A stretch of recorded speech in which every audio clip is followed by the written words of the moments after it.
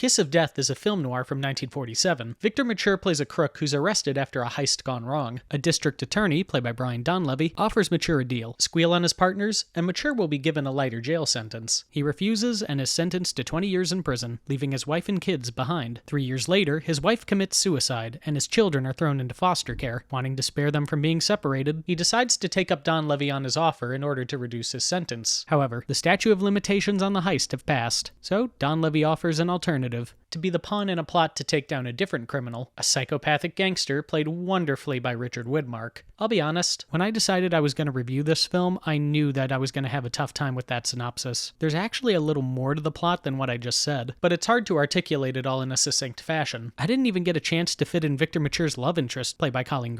Now, does that mean the plot is a jumbled mess? No, not at all. It's one of those films that it's easier to watch rather than explain. It does a great job explaining everyone's motivations in a clear way, and builds momentum as it goes along. The only time I ever feel lost is when I'm trying to explain the movie to someone, and honestly, I find films like that fascinating. On paper, it shouldn't work, but I find myself drawn into the story every time I see it. This movie is probably the closest thing I've seen to one of those vintage pulp novellas brought to life. I know many pulp noirs were adapted into film noirs, but many of those adaptations had their plots streamlined in order to flow like a film. This definitely feels like one of those stories you'd read about in an old mystery magazine. For the longest time, I thought this was an original story written for the screen, mostly due to the opening credits, but it was actually based off an unpublished manuscript by lawyer and part-time writer Eleazar Lipsky. Yes, you heard that right, he was a lawyer who had a hobby of writing mystery books that had a judicial edge to them, his most famous work being The People Against O'Hara, which would later become a film by the same name with Spencer Tracy in the lead. Anyway, I got way off topic. Back to the film. This is one of my favorite noirs of all time for a multitude of reasons. One is the look. There's a hard-boiled tinge to the whole thing that gives it an edge compared to other noirs from the same year. It was partially shot in New York, which aids to this feel. Some people have said it gives the film a documentary look, but I think it gives it more of a downbeat look. There are too many great shots to count. Without even knowing the context of the shots, it fills you with a sense of dread. The plot only furthers the unnervingness of these parts, and that's why I considered this one of the best-looking noirs of the classic era. The last third of the film is like a jungle of shadows. It feels like you've been sucked into this beautifully grimy underworld of bullets and backstabbers. It's a mood I wish more noirs adopted because I can't get enough of it. Now, there are plenty of scenes where there is no high contrast lighting, but the brighter lighting schemes are mostly used early on, when Mature is thrown in jail. Everything is stripped away from him, and now he's fully exposed. That flat lighting helps to reflect that. Funny enough, it took me a while to discover this film because I thought I had seen it. Even though the plots are completely different, I kept mistaking it for the similarly titled The Death Kiss from 1932, which starred Bela Lugosi. The two films have almost nothing in common, except for the same cinematographer, Norbert Brodine. Yes, the same guy shot two movies that have very similar names. I find that very amusing. Kiss of Death was one of Brodine's last films, and in my opinion, it's his best. The film is also great at building suspense. There are lots of great sequences that will keep you on the edge of your seat. The opening scene in particular always catches my attention. I don't know what it is, but every time I watch it, it feels like I'm watching it for the first time. I think it's because of how abrupt the heist starts. It puts you in the perspective of the victims. The performances are also top-notch, and what most people talk about. Donlevy does an incredible job as the cutthroat district attorney. He knows exactly what he wants, and he's not afraid to play dirty in order to get it. In most scenes, he has a cold, unfeeling delivery that makes you realize he's not exactly an upstanding protector of the law. It's a refreshing take on a DA from this time. He's not a muckraking do-gooder who wants to better society. This is a guy who wants to put people away because he knows they deserve to be behind bars. And honestly, that last part is why you don't hate this character's guts. You agree with him that bad people shouldn't be able to walk free. His methods might be something to question, but when you see who he's up against, you start to understand his actions. Millard Mitchell and Karl Malden have uncredited roles as police officers in this. They aren't in it for very long, but their presence is enough to help bring the ruggedness of the force to life. Colleen is good as Mature's love interest, but I will say, some of the problems with the film stem from her character. Namely, the romance between her and Mature, because, well, it's pretty weak. I don't really believe they have chemistry, and how they know each other is a little weird. But I will say, once they settle in together, those problems go away,